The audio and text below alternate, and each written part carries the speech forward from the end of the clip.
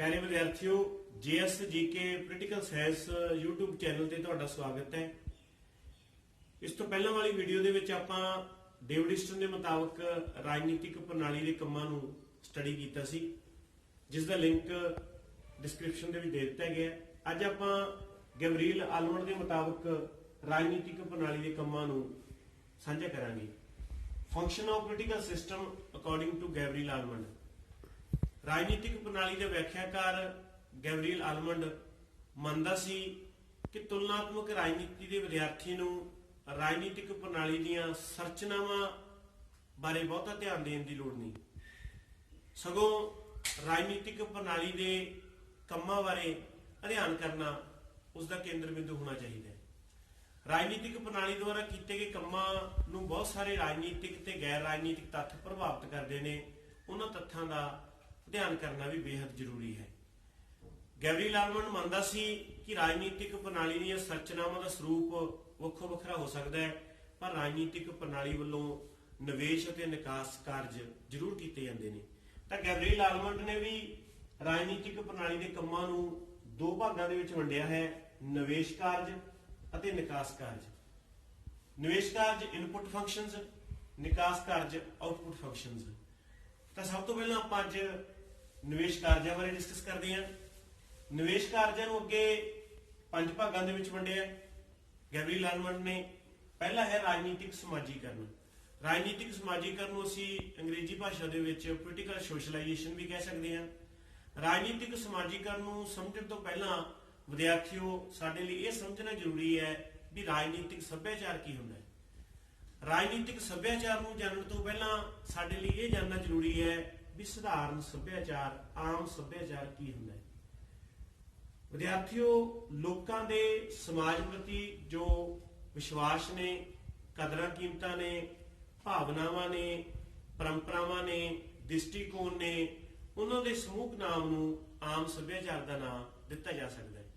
ਪਰ ਜਦੋਂ ਆਮ ਸੱਭਿਆਚਾਰ ਦੇ ਵਿੱਚ ਜੁੜੇ ਹੋਏ ਲੋਕਾਂ ਦੇ ਵਿਸ਼ਵਾਸ, ਕਦਰਾਂ ਕੀਮਤਾਂ, ਭਾਵਨਾਵਾਂ, ਪਰੰਪਰਾਵਾਂ, ਰੀਤੀ ਰਿਵਾਜ ਕਿਸੇ ਰਾਜਨੀਤਿਕ ਪ੍ਰਣਾਲੀ ਨਾਲ ਜੁੜ ਜਾਂਦੇ ਨੇ ਤਾਂ ਉਹਨਾਂ ਨੂੰ ਅਸੀਂ ਰਾਜਨੀਤਿਕ ਸੱਭਿਆਚਾਰ ਦਾ ਨਾਮ ਦੇ ਸਕਦੇ ਹਾਂ।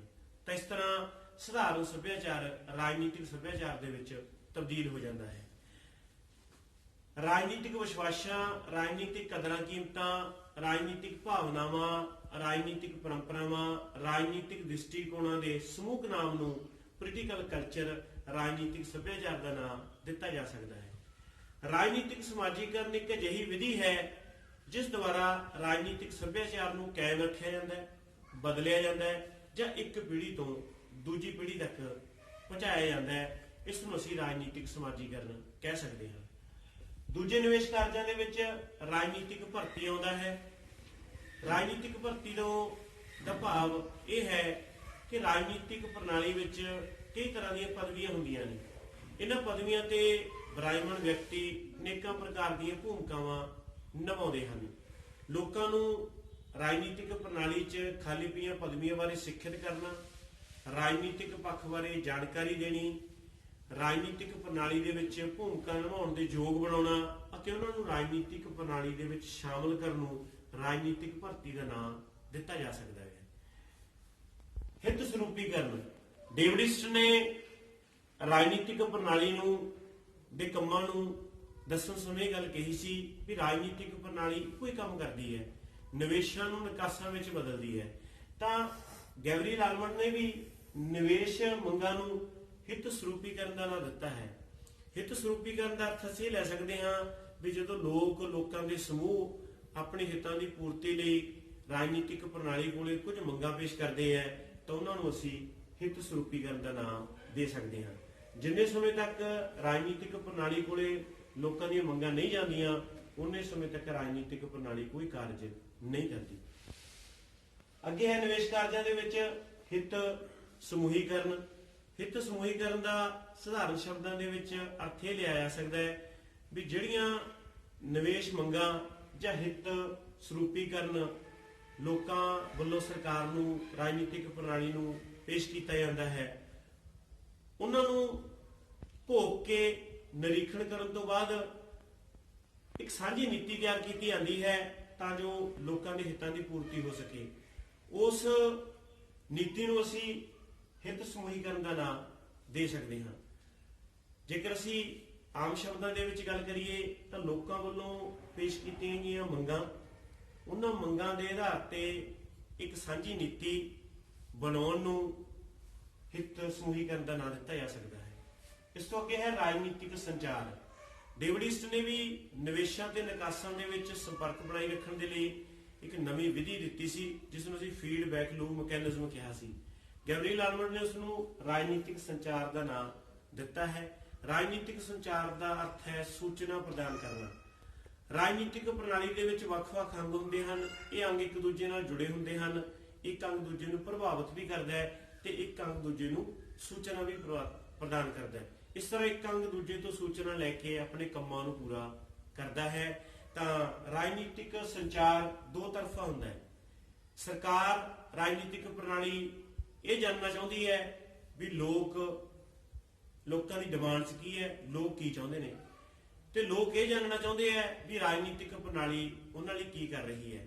ਇਸ ਤਰ੍ਹਾਂ ਰਾਜਨੀਤਿਕ ਪ੍ਰਣਾਲੀ ਦੇ ਅੰਗਾਂ ਦੇ ਵਿੱਚ ਸੰਚਾਰ ਦਾ ਹੋਣਾ ਬਹੁਤ ਜ਼ਰੂਰੀ ਹੈ, ਕਿਉਂਕਿ ਸੰਚਾਰ ਤੋਂ ਬਿਨਾਂ ਰਾਜਨੀਤਿਕ ਪ੍ਰਣਾਲੀ ਆਪਣੇ ਕੰਮਾਂ ਨੂੰ ਪੂਰਾ ਨਹੀਂ ਕਰ ਸਕਦੀ।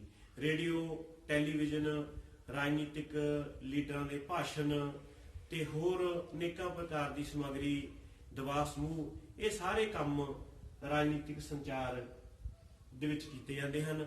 ਇਹਨਾਂ ਵੱਲੋਂ ਰਾਜਨੀਤਿਕ ਸੰਚਾਰ ਕੀਤਾ ਜਾਂਦਾ ਹੈ। ਇਸ ਤਰ੍ਹਾਂ ਨਿਵੇਸ਼ ਕਾਰਜਾਂ ਦੇ ਨੂੰ ਸਟੱਡੀ ਕਰਨ ਤੋਂ ਬਾਅਦ ਅਸੀਂ ਆਉਣੇ ਆ ਨਿਕਾਸ ਕਾਰਜਾਂ ਤੇ, ਕਿਉਂਕਿ ਨਿਕਾਸ ਕਾਰਜਾਂ ਤੋਂ ਬਿਨਾਂ ਨਿਵੇਸ਼ ਕਾਰਜਾਂ ਦਾ ਕੋਈ ਫਾਇਦਾ ਨਹੀਂ। ਨਿਕਾਸ ਕਾਰਜਾਂ ਦੇ ਵਿੱਚ ਗੈਬਰੀਅਲ ਆਲਮੰਡ ਨੇ 3 ਤਰ੍ਹਾਂ ਦੇ ਕਾਰਜ ਸ਼ਾਮਲ ਕੀਤੇ ਹਨ: ਨਿਯਮ ਨਿਰਮਾਣ ਕਾਰਜ, ਨਿਯਮ ਪ੍ਰਯੋਗ ਕਾਰਜ ਅਤੇ ਨਿਯਮ ਨਿਰਣਾ ਕਾਰਜ। ਇੱਥੇ ਮੈਂ ਗੱਲ ਕਰਾਂਗਾ 17ਵੀਂ ਸਦੀ ਦੇ ਪ੍ਰਸਿੱਧ ਵਿਦਵਾਨ ਮਾਂਟੈਸਕਿਊ ਦੀ ਇੱਕ ਕਿਤਾਬ ਲਿਖੀ ਸੀ, ਸਪਿਰਿਟ ਆਫ ਲਾਜ਼। ਉਸ ਕਿਤਾਬ ਦੇ ਵਿੱਚ ਉਸਨੇ ਦੱਸਿਆ ਸੀ ਵੀ ਜਿੰਨੇ ਸਮੇਂ ਤੱਕ ਵੱਖ-ਵੱਖ ਦੇਸ਼ਾਂ ਦੇ ਵਿੱਚ ਵਿਧਾਨਕ, ਕਾਰਜਕਾਰੀ ਅਤੇ ਨਿਆਂਕ ਕੰਮ ਵੱਖੋ ਵੱਖਰੇ ਨਹੀਂ ਹੁੰਦੇ, ਉਨੇ ਸਮੇਂ ਤੱਕ ਉੱਥੋਂ ਦੇ ਨੌਜਵਾਨ, ਉਹ ਦੇਸ਼ ਤਰੱਕੀ ਨਹੀਂ ਕਰ ਸਕਦੇ। ਤਾਂ ਅੱਜ ਦੇ ਸਮੇਂ ਦੀ ਗੱਲ ਕਰੀਏ ਤਾਂ ਹਰੇਕ ਦੇਸ਼ ਦੇ ਵਿੱਚ ਸਰਕਾਰ ਦੇ 3 ਅੰਗ ਨੇ: ਵਿਧਾਨਪਾਲਿਕਾ, ਕਾਰਜਪਾਲਿਕਾ ਤੇ ਨਿਆਂਪਾਲਿਕਾ। ਗੈਬਰੀਅਲ ਆਲਮੰਡ ਦੇ ਨਿਕਾਸ ਕਾਰਜ ਵੀ ਨਿਯਮ ਨਿਰਮਾਣ ਕਾਰਜ, ਨਿਯਮ ਪ੍ਰਯੋਗ ਕਾਰਜ, ਨਿਯਮ ਨਿਰਣਾ ਕਾਰਜ ਸਰਕਾਰ ਦੇ 3 ਅੰਗਾਂ ਨਾਲ ਹੀ ਮੇਲ ਖਾਂਦੇ ਹਨ। ਸਭ ਤੋਂ ਪਹਿਲਾਂ ਗੱਲ ਕਰਾਂਗੇ ਨਿਯਮ ਨਿਰਮਾਣ ਕਾਰਜ ਦੀ।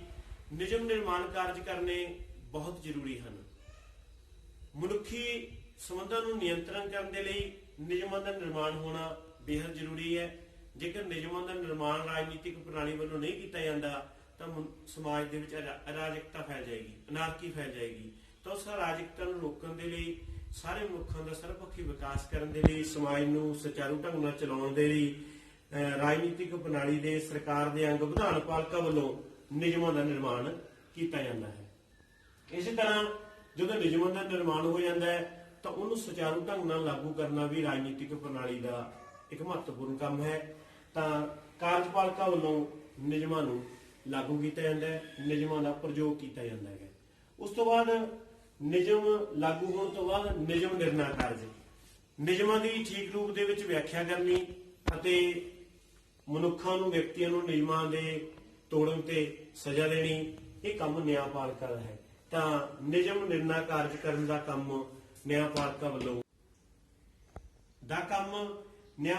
ਕੀਤਾ ਜਾਂਦਾ ਹੈ। ਇਸ ਤਰ੍ਹਾਂ ਨਿਯਮ ਨਿਰਮਾਣ ਕਾਰਜ ਕਰਨ ਦਾ ਕੰਮ ਵਿਧਾਨਪਾਲਿਕਾ ਕਰਦੀ ਹੈ, ਨਿਯਮ ਪ੍ਰਯੋਗ ਕਾਰਜ ਕਾਰਜਪਾਲਿਕਾ ਵੱਲੋਂ ਕੀਤਾ ਜਾਂਦਾ ਹੈ ਅਤੇ ਨਿਯਮ ਨਿਰਣਾ ਕਾਰਜ ਕਰਨ ਦਾ ਕੰਮ ਨਿਆਂਪਾਲਿਕਾ ਵੱਲੋਂ ਕੀਤਾ ਜਾਂਦਾ ਹੈ। ਗੈਬਰੀਅਲ ਆਲਮੰਡ ਨੇ 1966 ਦੇ ਵਿੱਚ ਇੱਕ ਕਿਤਾਬ ਪ੍ਰਕਾਸ਼ਿਤ ਕੀਤੀ, ਤੁਲਨਾਤਮਕ ਰਾਜਨੀਤੀ ਇੱਕ ਵਿਕਾਸਸ਼ੀਲ ਦ੍ਰਿਸ਼ਟੀਕੋਣ, ਕੰਪੈਰੇਟਿਵ ਪੋਲਿਟਿਕਸ ਏ ਡਿਵੈਲਪਮੈਂਟ ਅਪਰੋਚ। ਇਸ ਪੁਸਤਕ ਦੇ ਵਿੱਚ ਗੈਬਰੀਅਲ ਆਲਮੰਡ ਨੇ ਕੁਝ ਪਰਿਵਰਤਨ ਕੀਤੇ। ਅਸਲ ਦੇ ਵਿੱਚ ਇਹ ਪਰਿਵਰਤਨ ਰਾਜਨੀਤਿਕ ਪ੍ਰਣਾਲੀ ਦੇ ਕੰਮਾਂ ਨਾਲ ਸੰਬੰਧਿਤ ਸਨ। ਤਾਂ ਇਸ ਕਿਤਾਬ ਦੇ ਵਿੱਚ ਆਲਮੰਡ ਨੇ ਲਿਖਿਆ ਕਿ ਰਾਜਨੀਤਿਕ ਪ੍ਰਣਾਲੀ ਵੱਲੋਂ ਨਿਵੇਸ਼ ਅਤੇ ਨਿਕਾਸ ਕਾਰਜ ਜ਼ਰੂਰ ਕੀਤੇ ਜਾਂਦੇ ਹਨ, ਪਰ ਇਸ ਦੇ ਨਾਲ ਹੀ ਰਾਜਨੀਤਿਕ ਪ੍ਰਣਾਲੀ ਨੂੰ ਕੁਝ ਸਧਾਰਨ ਕਾਰਜ ਵੀ ਕਰਨੇ ਪੈਣਗੇ। ਇਹ ਵੀ ਰਾਜਨੀਤਿਕ ਪ੍ਰਣਾਲੀ ਲਈ ਕਰਨੇ ਜ਼ਰੂਰੀ ਹਨ। ਸਧਾਰਨ ਕਾਰਜਾਂ ਦੇ ਵਿੱਚ ਸਭ ਤੋਂ ਪਹਿਲਾ ਕੰਮ ਪ੍ਰਣਾਲੀ ਦੀਆਂ ਸਮਰੱਥਾਵਾਂ ਦਾ ਵਿਕਾਸ। ਰਾਜਨੀਤਿਕ ਪ੍ਰਣਾਲੀ ਦੀ ਇੱਕ ਸਮਰੱਥਾ ਹੁੰਦੀ ਹੈ, ਆਪਣੀ ਇੱਕ ਕੈਪੈਸਿਟੀ ਹੁੰਦੀ ਹੈ। ਉਸ ਕੈਪੈਸਿਟੀ ਦੇ ਮੁਤਾਬਕ, ਉਸ ਸਮਰੱਥਾ ਦੇ ਮੁਤਾਬਕ ਰਾਜਨੀਤਿਕ ਪ੍ਰਣਾਲੀ ਵੱਲੋਂ ਨਿਵੇਸ਼ ਮੰਗਾਂ ਦੇ ਆਧਾਰ ਤੇ ਕਾਰਜ ਕੀਤੇ ਜਾਂਦੇ ਹਨ, ਫੈਸਲੇ, ਨਿਰਣੇ, ਨੀਤੀਆਂ ਕੀਤੀਆਂ ਜਾਂਦੀਆਂ ਹਨ। ਆਧੁਨਿਕ ਸਮੇਂ ਦੇ ਵਿੱਚ ਡੇ ਬਾਈ ਡੇ ਲੋਕਾਂ ਦੀਆਂ ਨਿਵੇਸ਼ ਮੰਗਾਂ ਦੀ ਸੂਚੀ ਬੜੀ ਲੰਬੀ ਹੋ ਰਹੀ ਹੈ। ਇਸ ਕਰਕੇ ਉਹਨਾਂ ਮੰਗਾਂ ਨੂੰ ਸੁਚਾਰੂ ਢੰਗ ਨਾਲ ਪੂਰਾ ਕਰਨ ਦੇ ਲਈ, ਉਹਨਾਂ ਮੰਗਾਂ ਨੂੰ ਮੁੱਖ ਰੱਖ ਕੇ ਆਪਣੇ ਫੈਸਲੇ, ਨੀਤੀਆਂ, ਨਿਰਣੇ ਕਰਨ ਦੇ ਲਈ ਰਾਜਨੀਤਿਕ ਪ੍ਰਣਾਲੀ ਨੂੰ ਆਪਣੀਆਂ ਸਮਰੱਥਾਵਾਂ ਦਾ ਵਿਕਾਸ ਕਰਨਾ ਪਵੇਗਾ।